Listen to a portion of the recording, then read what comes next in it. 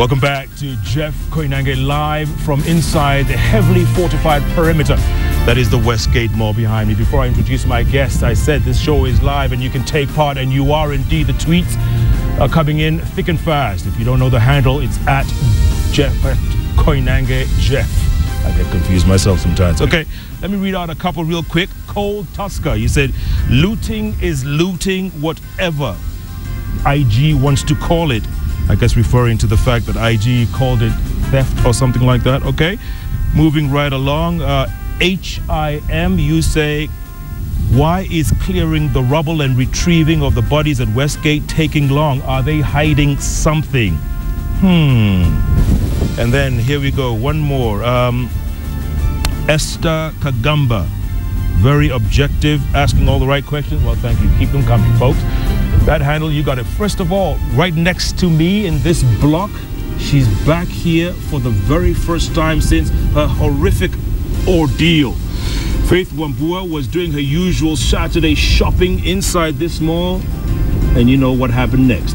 She literally lay down playing dead for 4 or 5 hours and lived to talk about it. Right next to her, a man who needs very little introduction, because if there's a disaster of one kind or another somewhere, you'll see him doing what he does best. Mr. First Responder, Abbas Gullet of the Kenya Red Cross. Faith, let me get to you first. This is your very first time back in this perimeter, isn't it? Looking at that front door there behind, how do you feel? What's going through your mind? I'm actually scared. I don't feel very comfortable being here. We almost lost our lives in there. It feels very scary to be in here. You don't know who's watching us, who's here. It's very unnerving being here. Sure, and thanks for your time. We appreciate it. So you were here doing your usual Saturday shopping like many of us do here at Westgate. That's right. And then what? And then we went with the children outside. I was actually looking for the florists, Blooming Blooms, and only then did the guard tell me that they moved back to the basement about 2 years ago. So before we went back into the building, the children asked if they could go and play with that elephant dummy out there. So I gave them about 2 to 3 minutes to play with the dummy. And then I said, hey guys, we need to go back, because we had already been in the mall for about 45 minutes. And only after we went in, after being frisked, did we hear a loud bang. At that point, I thought the building was collapsing. I thought it was an earthquake or something. It was that loud? It was very loud. So my first reaction was just to lie on the ground, but not to run into a store, because I thought if we lay in the open area, then there would be less debris falling on us. Did you hear any shooting after that? After that, immediately, yes, there was a lot of shooting. And then I thought now it's a bank robbery, because Barclays is just on the ground floor. So I thought, lying there on the ground, thinking that this would soon be over. Normally a heist would take 5 to 6 minutes and then they would escape. So we lay there on the ground, and now there was indiscriminate shooting. We could feel pieces of glass falling on us, sometimes concrete. Were the kids screaming? No, they were not. They were not. Because initially when we went down, I remember my daughter was praying very loudly. She was saying, Jehovah, Jehovah. And there I was telling her, okay, you may want to lower your voice. You may give away your position. So I'm praying in my heart and holding the little boy's head down, because he was curious. But I think also with the loud shooting, and our bodies are just jumping with every sound that is coming. It was amazing. The kids just lay still. It was really power beyond what is normal, because my son actually slept. Amazing. I didn't expect that to happen. I thought he would be crying. I thought I would be crying. I thought my daughter would be crying, but we just lay down there still, praying quietly, singing quietly. You know, at some point I wondered whether my kids had been injured, because it was just unlike them to be that quiet. Could you hear other people screaming around? No. Initially when the shooting started, there was screams, but then after a while it just went dead silent, because either people were hidden and were told to just shut up. Nobody wanted to give their position away. So the place went quiet except for the piped music, and I could remember repeatedly hearing Welcome to Westgate Mall. There was music also coming from the food court. And also the fountain. It was very soothing, you know. The fountain was just, well, maybe that's why your son went to sleep. Yeah, it's My goodness, Faith, we'll get back to you in a moment. Let me talk to Abbas Gullet here, because I was out of the country, and I could, every network when they went live, you were the one either running up the ramp where the parking lot and the cooking show was, or helping people into the ambulance along with your team. Abbas, what was it like? And you've been in one hellhole after another, one disaster after another. What was this one like? Well, I think, Jeff, I was really shocked. I mean, coming back to me, as Faith says, when I first got the news, I got the news about 1 o'clock, but actually 20 to 1. I was picking my kids from school in Lavington. I picked them and I was told what had happened here. One of my staff had his brother Alim Manji that was hurt, and so we just rushed here with my family. We drove, left them at Nakumatt, UK, and came here. And the moment I came here, I mean, this place had already been closed up by the police, and that there was a number, all the vehicles that had been parked on the road, on both sides of the road. And my first direct contact with these two was to find the two French ladies, the mother and the daughter, that had been shot in their car and who had laid there for almost an hour as dead. And we removed the bodies with a gentleman called Nyerere, who was one of police reserves, and we took them out and laid them and tried to remove the vehicles. But immediately I was told about the snipers that were going up here.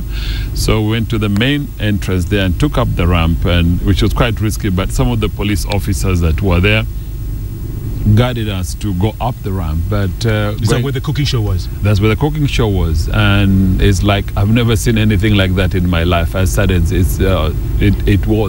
was so shocking, because that was, I think, the epicenter of the worst atrocities I've ever seen, in the sense that you had this close to the 15 bodies that were lying there that had been, shot dead at close range, but more importantly, where the hand grenades were used. And you found people whose almost an entire limb was almost not totally blown off, but there was two ladies, one whose leg was basically blown off, and the other one who had severe leg injuries, but they'd been lying there for about an hour. They were still conscious, but totally dehydrated. So my colleague, Dr. James Kisia, and another doctor came in, and they were really able to help them up. And the paramedics, apparently we had an ambulance here already the whole morning, working with the organizers of that children's cooking event. But it was before coming here, I'd mobilized the ambulances. So I was luckily very quickly that we had close to 10 ambulances that had been mobilized, that had come up. The one from the Red Cross and from other agencies. And were the snipers still taking pot shots at people? Were they? Yes, snipers were taking shots from the 3rd floor. Now, one has to understand this building where we are. This is the ground floor. You have the basement, ground floor, 1st floor, 2nd floor. 2nd floor is where the restaurant, food court, Java, that's all at that level. Cafe, and next to the parking. So from there we had to take cover on the other side in the car park, small building. So people on the other side, all the security forces, and as they were trying to come in. So very quickly we realized there were hundreds of people in all the floors, the 2nd floor, 1st floor, and the ground floor, where Faith was. I mean, I remember when Aden and Taufik were going down to pick her up. I mean, as they lay dead, and there was actually right near the main first pillar in the main entrance, there was already a child that had been killed and had bled to death actually there, while Faith was lying next to the small. Let me get to Faith. So Faith, you're lying there, and this police reserve or civilian, whatever. The police, the two police officers kept crawling up to you, and it sounded like he was talking to you. What was he saying? Well, he called out, "Mama, Mama," and I wouldn't respond because about half an hour earlier there had been another call from above us, and these people were telling us get up. And when I looked, I remember seeing a journalist with a camera, and I also remember seeing some KK security guards, and they're telling us get up. And so we trusted them. We got up, but immediately we got up, then the shooting started again. So we thought actually our cover had been blown. So we lay back on the ground again with the kids. And so when someone was touching me again, I said, now I'm not going to get up. I'm not even going to respond. I'm not going to raise my head at all. So he touched me. Mama, Mama, are you okay? Mama, are you okay? I just kept mum. So he went round. I could actually, hear the sound of the body dragging on the ground. And then he came to the front, touched me again. Did you think it was a terrorist at that point? Did you think, this is it? This is it. I just thought now they wanted, just to kill us right in front of our faces, I was very terrified at that point because the entire time we had not had any contact with anyone. It was now almost at about 4.5 hours later that someone is crawling up and wanting to find out whether we were okay, whether we were alive. So I was very skeptical. And when he came to the front, now my daughter is the one who actually put her head up first and asked, "Who are you?" And he said, "I'm with the police and I'm here to help you." And my daughter continued engaging him in questions. "Are you sure you're with the police? Are you not with the bad people who are shooting?" And he was very calm. He did not even try arguing like, "I'm the police, listen to me, get up, go." He tried really reasoning with this little child, and my son at that point raised his head, and listening to that conversation, then I was able to raise my head.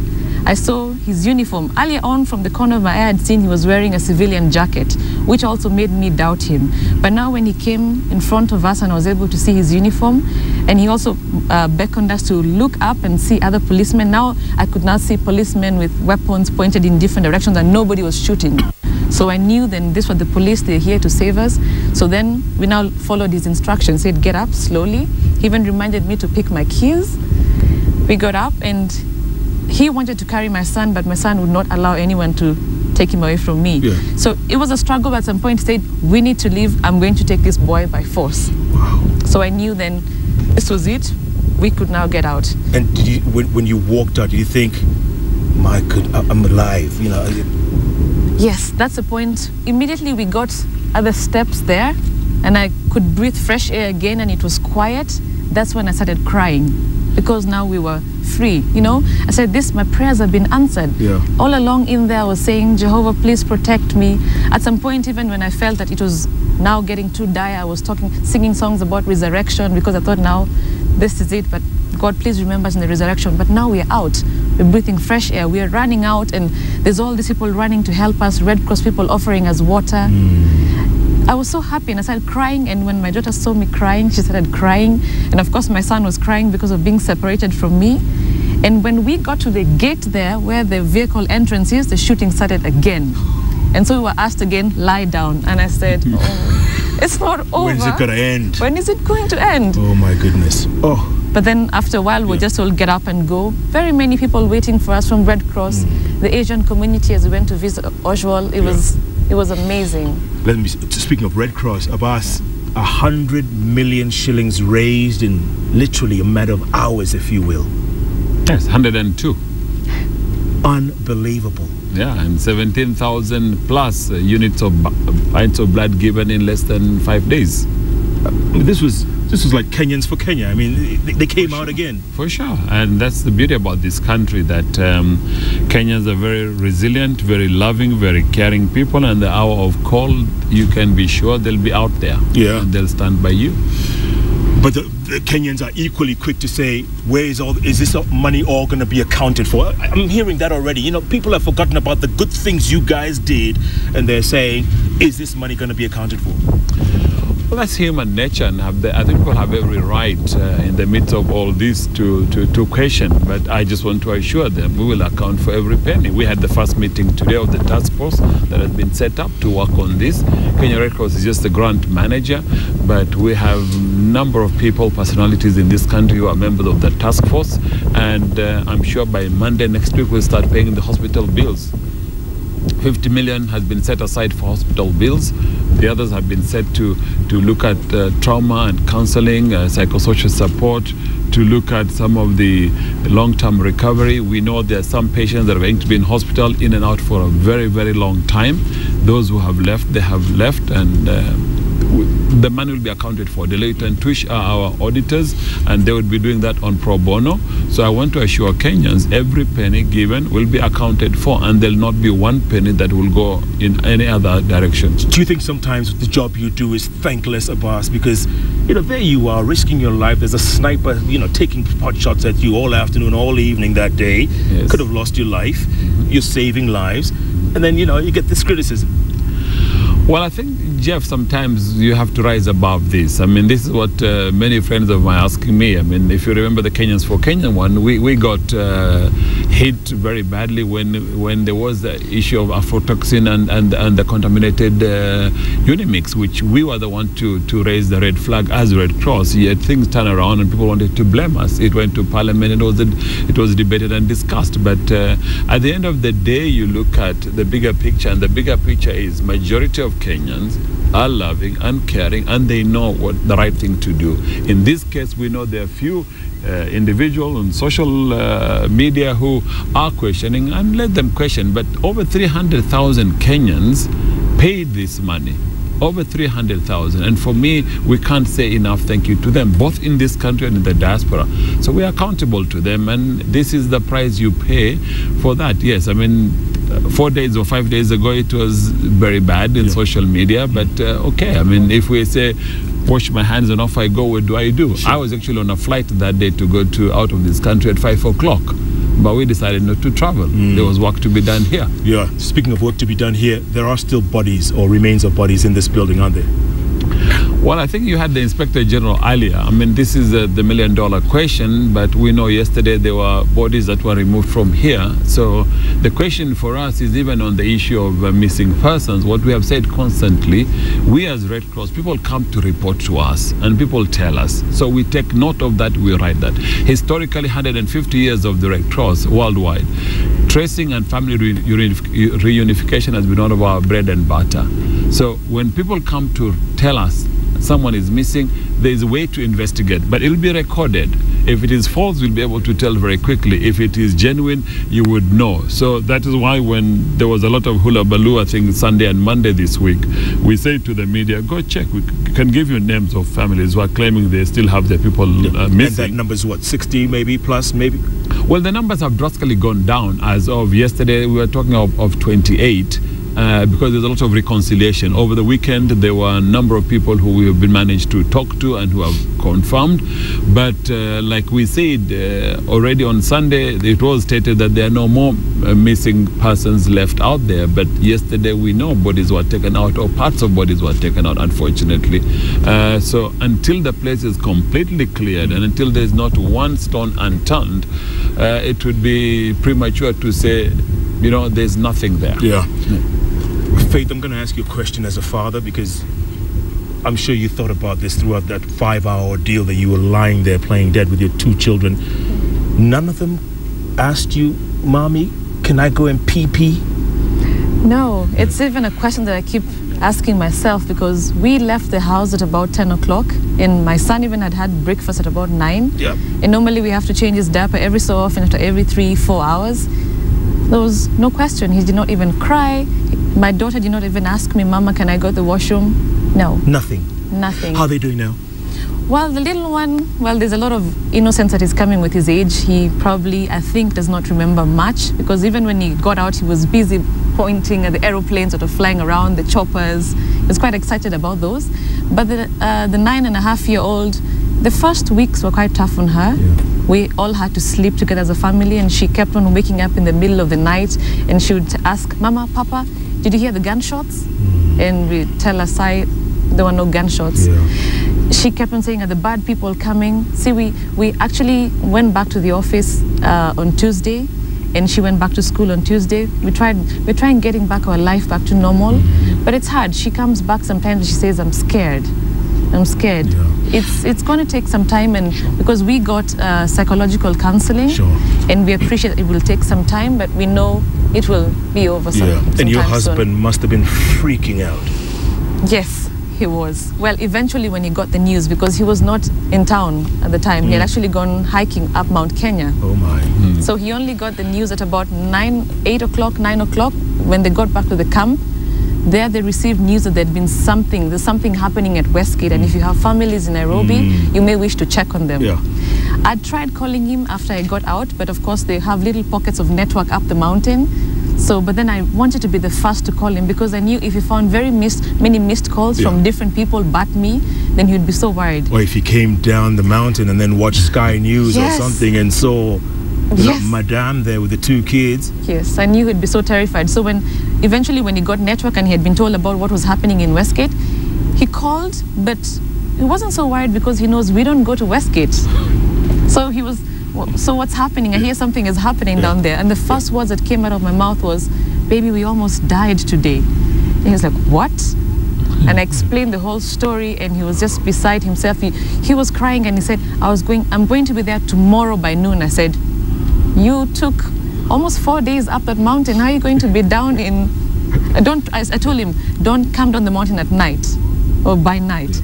And trust me, the following day he was there by 1 o'clock. He made it. He made it. Let me ask you this real quick, Faith. Yeah. Once they rebuild this, they probably will rebuild it at some point, 6 months, 1 year from now. Yes. You're going to go back? Yes, I will. I will. We have to conquer that fear. I mean, we were just caught at the wrong place at the wrong time. It's really not the fault of this mall or any other shoppers. So if it's okay, yes, it will take us some time, but I'm sure we will come back here. Yeah. Abbas, wrong place, wrong time, as Faith says, but unfortunately, it could happen again. We could get hit again. That's the sad truth, isn't it? Sure.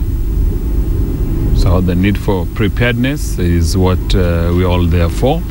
I'm extremely happy that in this context, the humanitarian actors and NGOs, especially the first responders, who are very quick on the mark to respond.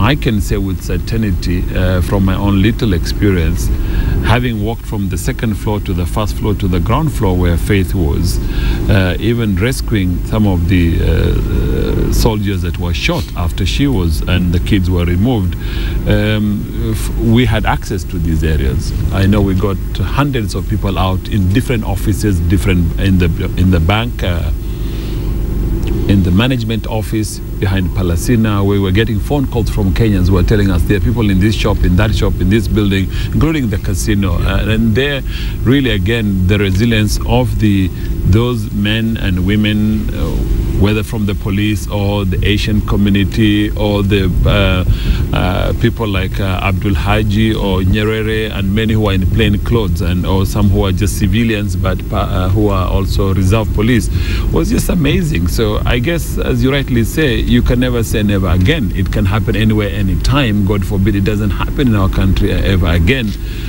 But we just need to be prepared as a nation for that, and train ourselves, be ready to respond. Hopefully there'll be better coordination within the security machinery. But I think that people were very good people also, because when you were getting people out and you gave them instruction, they followed. We took them out, put them in the ambulances behind there, brought them down here, and then the security forces could get them out in total. So I mean, in that, it was very well coordinated in the midst of all the chaos that was happening at the time. So the need for better preparedness, better training, better equipment. And I just want to actually thank the hospitals, because they were out of this world in that they opened their doors for all the patients who went, hundreds of them, and that was really, really kind of them. And that's why we said the funds collected from Kenyans will be paid to these hospitals for the excellent job that they did. I'm going to ask each and every one of you, both of you, your worst moments and your best moments inside this building. Faith, with worst moment. Worst moment was when I could smell gunpowder near me. Then I knew they were very close. And, you know, I wondered, are they behind us? Are they in front of us? I couldn't tell whatever direction they were, but I could smell gunpowder. It was that close. Also, another worst moment was when I had a lady about 2 meters away from me being shot, 2 shots, very close range, and I thought I would be next. Also, towards the end, there was, tear gas. Now, at this point, I knew I would start crying. I knew my son would start crying. At that point, I told my daughter, don't breathe. Later on, I'm thinking, what was I telling her? Don't breathe? But there was no time to explain, don't breathe this, cover your nose, because, there was no time. I just told her, don't breathe. Those were my worst moments. My happiest moments, getting out. Just getting out and eventually being reunited with my children, because when we got out of the building, someone else took my son, another person took my daughter, and one was ahead, another one was running behind. And after we got past that gate and we went to Oshwal and we all got together, that was just the best moment. And later on, speaking to my husband, I felt the family had really been reunited, and we're really grateful to Jehovah. It was no mean feat. That was a miracle. We were basically hiding in plain sight. Looking back, even as we watched the videos, that was truly a miracle. Really, there's nothing we could have done there to protect ourselves. We were just where everybody could see us. How we escaped death, really, that is a miracle from Jehovah, and we're very grateful. As a family now, this has brought us together. Also some very good moments, friends encouraging us, praying for us, calling us, texting us. As a family, and even with our friends, we've become better and more close-knit than before. Yeah, I'm sure you have friends overseas who've called you and said, my goodness, Faith, how did you do it, you know? Even family who, you know, when I got home, I said, I need to inform my in-laws in Germany. They saw the clips even before I could call them. They were saying, my sister was in Denmark, my sister was in, another sister in Arusha, in Dar es Salaam. They're all calling me, we're seeing you on TV, are you okay? It was really unnerving. And all this I'm just thinking about my husband. And the following day, he was able to get on Twitter. Even before I could tell him the story, he was already seeing the pictures. Yes, so. That's Twitter for you. Yes. Abbas, worst moment, best moment? I think my worst moment was going up the ramp and going to the car park and just seeing the sheer carnage and the sheer brutality that was meted to poor people, children, women, young people who were very innocent. And hearing their cries and their pleas for those who are still alive that were fighting for their lives, but also seeing the sheer number of dead bodies out there was really heartbreaking on one hand. But I think the best moment for me was seeing now people coming out of the mall and being taken out into ambulances, those who are crying, those who are in state of shock, those who are panicking, but all coming out and getting as many as we were able to get out, and seeing everyone coming together to really do that.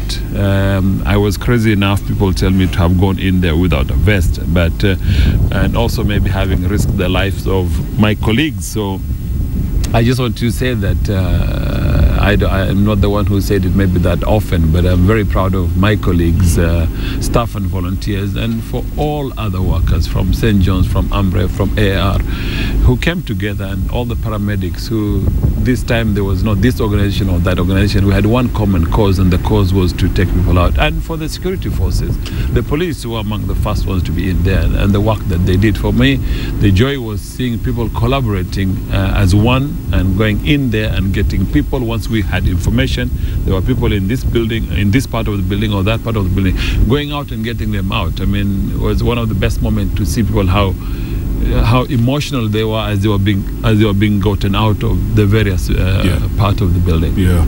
And Nairobi being a village, somebody who knows somebody who knows somebody who knows somebody who got killed in there. Is that the same with you both? Do you know somebody who knows somebody, or do you know somebody directly? Yeah. Well, not directly, but there's a lady who we normally go to the Kingdom Hall together. She lost her Bible student, and well, there are a couple of people also that I worship with who are also at Westgate, but they came out alive. But other than that, I do not personally know anybody who lost their lives. But my heart really goes out to all of them, those who lost their dead loved ones and scores who were injured. I mean, we're very fortunate to be part of the people who came out unscathed. And even most amazing, when we got our vehicle out, it did not even have a single scratch on it, yet it was very close to where the roof collapsed. It was amazing. It was like a series of really good moments. We feel very honored. Well, I think the one that I knew more important was luckily they didn't die, both Alim and Alim Manji and his wife, who are, and the little baby. I mean, both Alim had his eye was hurt. Luckily, there was a shrapnel that went into his eye, and for his wife, Manji had a bullet that grazed her head that killed somebody, and that we saw that somebody. Of the people that I saw, some faces were familiar, but in the midst of all that, one couldn't tell. But I have heard of names of people who I knew their relatives. Abbas, Gullet, Faith, Wambua, fascinating stories. And live to tell about it. Well done. Thanks so much for doing that. Good luck. Thank you for having us. Going forward. Thanks for having us. Coming up, lessons learned or not? Do heads have to roll? We'll speak to former Deputy Speaker of the National Assembly, Farah Marlin. Let's see what he has to say. Don't go away. Jeff Koinange live from inside the perimeter of the Westgate Mall returns in a moment.